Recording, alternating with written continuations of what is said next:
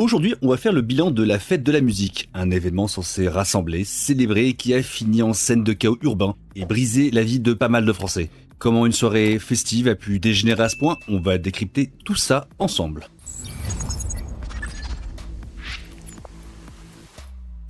Le 21 juin 2025, à Paris, la fête s'est transformée en scène d'hyperviolence. Le Parisien, F de Souche et Le Figaro rapportent les chiffres suivants.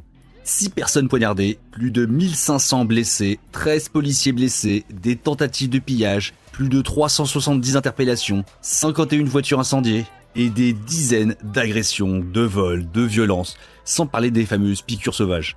Lundi, on recensait déjà 24 plaintes, mais on parle de plus d'une centaine de piqûres signalées sur les réseaux. Oui, vous avez bien entendu, des piqûres, et on se doute que les seringues n'étaient pas stériles. On espère juste que les victimes n'attraperont pas une hépatite ou le sida. Parmi les faits les plus marquants, un ado poignardé à l'intérieur d'un Five Guys du 1er arrondissement, 2 jeunes agressés pour une chaîne rue Réaumur dans le 3e arrondissement, un autre poignardé rue Léon Giraud dans le 19e. On est loin, très loin du petit débordement festif. On parle de violences graves, répétées et à plusieurs endroits de la capitale. À Châtelet, une vidéo choc circule montrant un homme blanc se faire passer à tabac par un groupe d'hommes noirs, pendant que des passants filment la scène.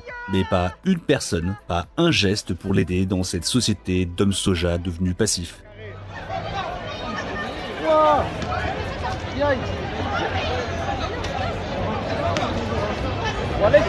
ouais, mais ils sont trois, Les gars, faut intervenir. Ouais. Yaï. Ah non, il est traîné, lui. Autre image glaçante, une femme agressée qui se fait voler son sac par un groupe d'anglais et frappée à la tête comme on frapperait un ballon de foot. Encore une fois, en pleine rue, devant les smartphones allumés sans que ça n'inquiète le moins du monde les agresseurs. Les images sont juste folles. Ça part en couille sa mère. Waouh. Il l'a mis dans la tête. Et il lui a niqué sa mère.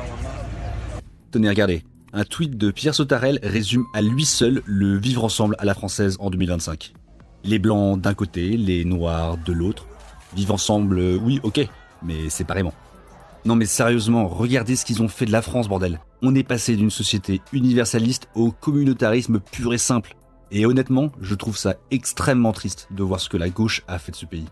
Et au milieu de tout ça, le député Aymeric Caron, de la France Insoumise, on s'en doute, il est allé de son tweet sur X, affirmant que tous les fauteurs de troubles qu'il a croisés étaient, suspense, blancs. Sauf que, comme le dit Bouli, tout le monde sait. On a tous vu les vidéos, les chiffres, les témoignages qui racontent autre chose que le narratif de la France Insoumise. Non mais sérieusement, comment on peut tordre la réalité à ce point? On a passé un cap en vrai. Ce ne sont plus les mystérieux Anglais du 9-3, comme le disait Gérald Darmanin. Non, maintenant c'est la photo blanc. Oui, ce sont les blancs le problème de la France. Et ce, même quand c'est toujours les mêmes Anglais qui mettent le Bronx. Bah oui, la France brûle, la France saigne, et malgré tout, certains continuent à minimiser. Je vais conclure cette vidéo avec un dernier extrait. Laurent Nunez, préfet de police, qui résume la soirée en quelques mots. Et honnêtement, vous n'êtes pas prêts. La fête de la musique, elle a eu lieu, et elle s'est bien passée. Voilà. Sa mère. Waouh. Si vous en avez marre des médias mainstream qui disent que tout va bien pendant que le pays brûle, abonnez-vous. Toutes les sources sont en description si vous voulez creuser. Ici, on pose les faits sans filtre ni langue de bois.